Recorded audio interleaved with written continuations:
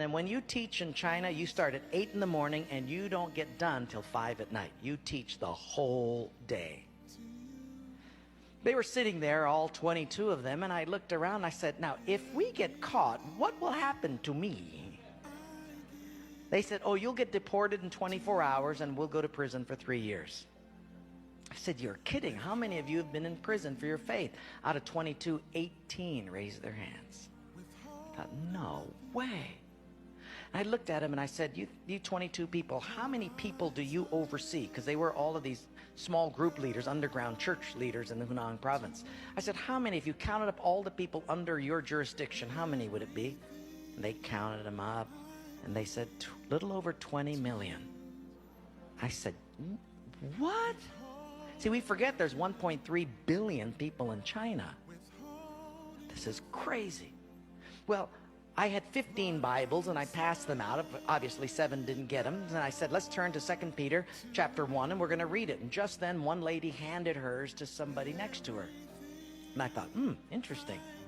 Well, we turned there anyway, and as we started reading it, I understood why she gave it away. She had memorized the whole thing. She just recited the whole chapter. When it was done, I went over to her at a break and I said, you recited the whole chapter. She says, oh yes, I've memorized many chapters. I said, where did you memorize many chapters? She said, in prison. I said, you have much time in prison. So I said, but don't they confiscate the Bible? She said, yes. So people bring in scriptures written on pieces of paper and they bring it in. So I said, but then if they find that piece of paper on you, won't they confiscate that? She said, oh yes, that's why you memorize it as fast as you can.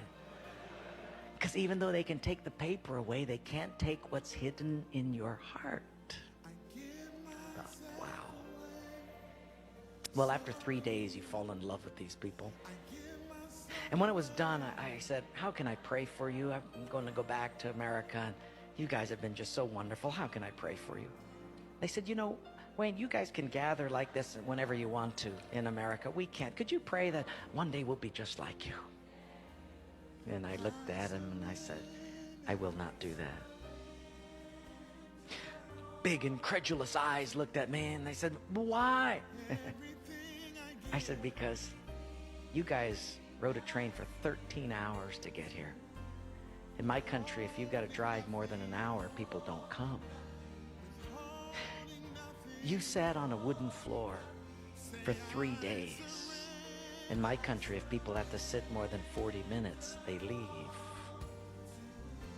You sat not only here for 3 days on a hard wooden floor, but you did it without air conditioning. In my country, if it's not padded pews and air conditioning, people don't often come back. In my country, we have an average of 2 Bibles per family. We don't read any of them. You hardly have any Bibles, and you memorize them from pieces of paper.